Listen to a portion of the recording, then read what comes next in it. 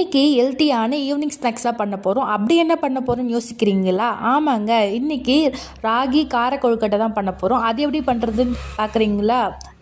அதுக்கு முன்னாடி நம்ம சேனல் சப்ஸ்கிரைப் பண்ணிக்கோங்க. இப்போ வாங்க வீடியோக்குள்ளே போகலாம். அதுக்கு ஒரு பேன் எடுத்து வச்சுக்கோங்க. 2 கப் அளவுக்கு ராகி மாவு எடுத்திருக்கேன். அதில் பேனில் நம்ம சேர்த்துக்கலாம். இதில் நல்லா அந்த ராகி மாவு ஸ்மெல் வர வரைக்கும் நல்லா வறுத்து எடுத்துக்கோங்க.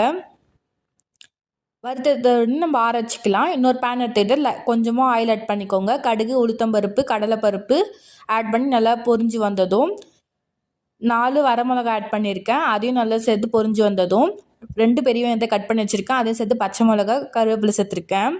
கட் பண்ணி சேர்த்துக்கலாம். நல்லா வதக்கி விடுங்க. லைட்டாக கோல்டன் ப்ரௌனிஷ் அளவுக்கு நல்லா வதக்கிக்கோங்க. இது நல்லா வதங்கி வரதுக்காக கொஞ்சமாக தேவையான அளவுக்கு சால்ட் ஆட் பண்ணிக்கலாம்.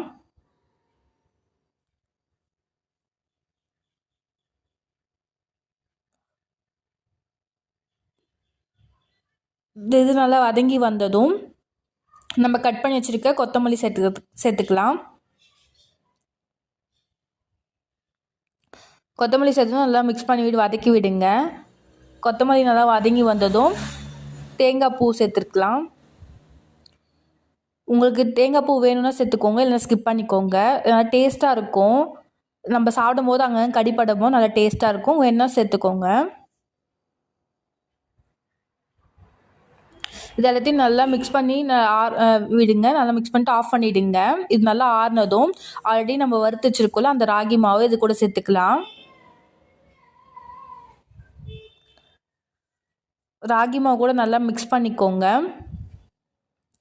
இப்போ நம்ம ஆல்ரெடி சுடு தண்ணி வச்சுருந்தோம். அந்த சுடு தண்ணி நல்லா கொதிக்க வச்சுட்டு அதை சேர்த்துக்கலாம். கொஞ்சம் கொஞ்சமாக சேர்த்துக்கோங்க. ஏன்னா நிறைய சேர்த்துக்கிட்டால் தண்ணி ஆகிடும். அதுக்கப்புறம் நம்ம மாவு ஆட் பண்ணுற மாதிரி இருக்கும்.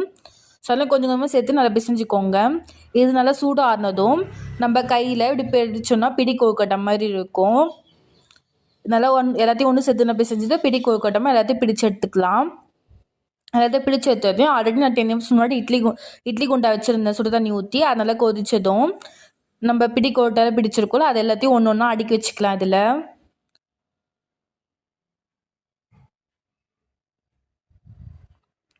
எல்லாத்தையும் லைனாக அடுக்கி வச்சுட்டு ஒரு 15 நிமிஷம் அளவுக்கு நம்ம வெந்தால் போதும். நல்லா பூ மாதிரி வெந்துடும். ரொம்ப நேரம் வேக வைக்காதீங்க. ஒரு 15 மினிட்ஸ் போதும். ஆல்ரெடி நம்ம வறுத்தது தான் ராகி மாவு, சுடு தண்ணி ஆட் பண்ணியிருக்கோம். ஸோ அதனால் ஒரு 15 நிமிட்ஸ் வச்சுக்கோங்க.